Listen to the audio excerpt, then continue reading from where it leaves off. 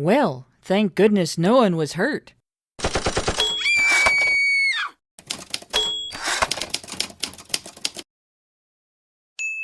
HBR Talk with Hannah Wallen. It seems like every time a woman's false allegation and its consequences make the news, feminists come out of the woodwork to tell everyone how it's an exception to the norm, how rare these occurrences really are, and how harmless they think it is to falsely accuse a man of a heinous crime. Harmless? Tell it to the most recent target of a woman's public damseling over something that never happened. Oh wait, you can't. Alex Holoka is dead by his own hand. He cannot be protected against fallout from the mud his accuser flung at him. And as it turns out, as more information has come out about their history in the wake of his death, it's certainly starting to look as if she was projecting the whole time. Not only did she apparently lie about her target, it looks as if she was the abuser in their relationship. But is using such an extreme example really appropriate? After all, we've been assured by feminists that in the vast majority of the tiny fraction of allegations they admit are false, nothing bad happens to the accused. They'll even get mad if you call him a victim of the liar's social weaponry. Are they right? Ask Luke Harwood. Oh wait, you can't do that either. After being falsely accused by his neighbor, Alice Hall, the 18-year-old was beaten to death by a gang led by Hall's sister, Emma. The gang was particularly callous and brutal, casually cleaning up evidence of their crime and planning to mutilate the teenager's body to further ward off detection. Their actions were only discovered because Emma turned on her co-conspirators and told police about the murder. But that's only two, right?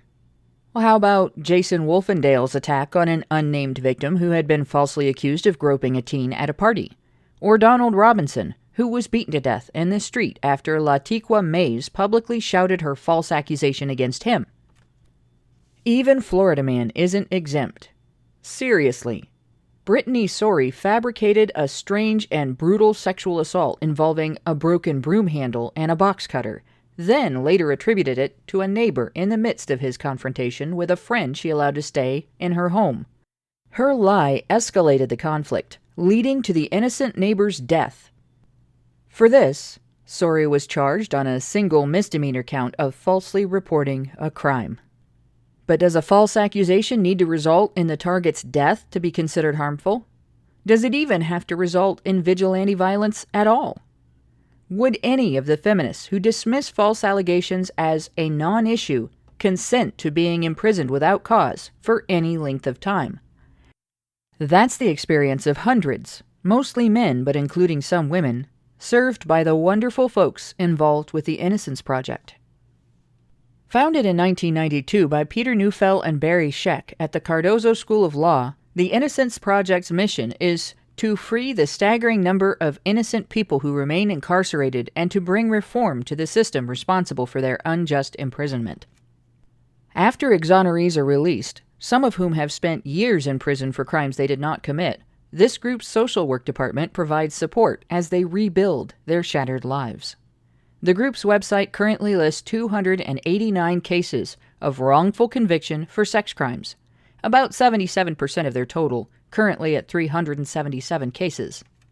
Many of these cases involve exonerees who had served more than a decade, with far too many having served more than a quarter of a century, and some over 30 years, long enough that had their incarceration been a career, they'd be eligible for retirement. Even those whose length of incarceration is not so extreme suffer life-altering consequences. Just ask Brian Banks, whose entire career path was destroyed by his wrongful incarceration, as it consumed his window of opportunity for the use of his peak athletic ability right when he was on the path to becoming a professional football player. But what of men who are never incarcerated? Ask the Good Samaritan in Florida, who was forced to flee his hometown for his safety after trying to help a lost toddler find her parents, who subsequently accused him of trying to kidnap her. For his altruism, his reputation has been decimated by a social media mob that shared his photo, his Facebook page, and his place of business, falsely accusing him of being a child predator. In Dayton, Ohio, I've seen one man falsely accused over and over, wrongly arrested and subjected to repeated police interrogation, extorted for bail and court costs, drained by attorney fees, and left unemployable by reputation damage and psychological trauma. Another, whose alleged crime was physically impossible, was wrongly convicted, put on a registry, and forced into sex offender treatment that included attempts to force him to admit to a crime that never happened and, quote, come to terms with the many implications such a crime has regarding its alleged perpetrator and victim.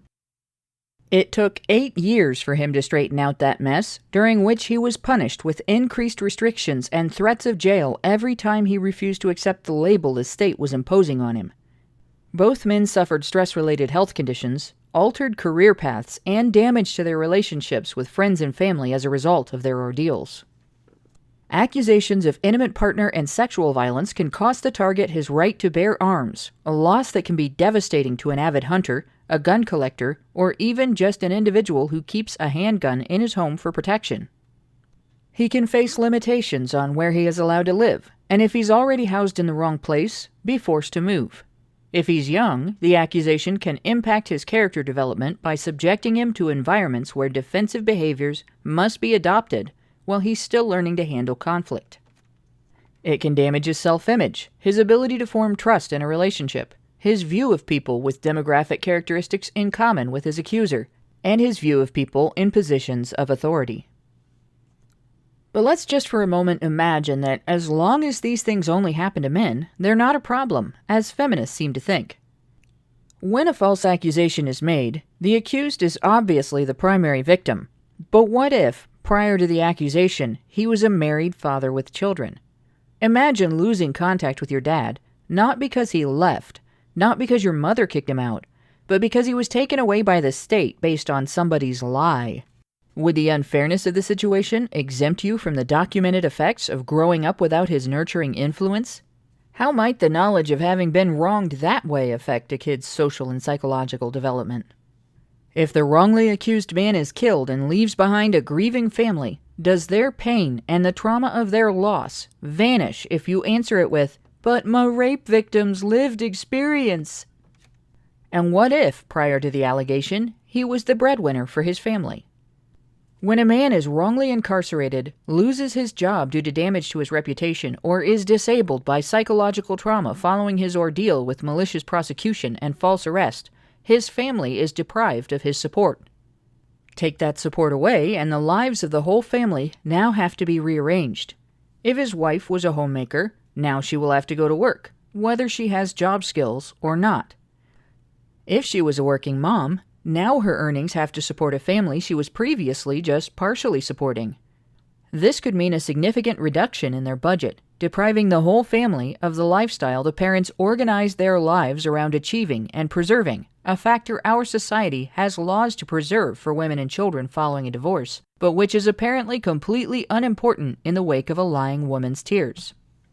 If the victim's wife cannot make enough money to support the family on her own, they may end up relying on social services at the expense of your tax dollars, making your budget collateral damage in the wake of his ordeal.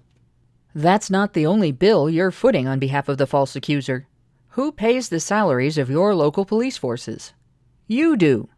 Who pays for the construction and upkeep of detention facilities? You do. Who pays for the operation of your local courts? Yup, that'd be you again. If the accused cannot afford an attorney, one will be appointed to represent him. Guess who pays that bill? Hello, taxpayer. Judge's salary? Bailiff's salary? The guards who see everyone through the metal detectors as they enter the courthouse? The pittance the jury gets during a trial? The pay received by the janitor who sweeps up and empties the trash at the end of the day? That's all on your dime, all adding up a bit more with every case, including those that never needed to happen because the accusation was a lie. If at long last a victim of wrongful incarceration is released and is compensated as well as the state allows for the damage his imprisonment has inflicted on his life, that at least is paid for by the accuser, right? Nope. That comes out of the taxpayer's pocket, too.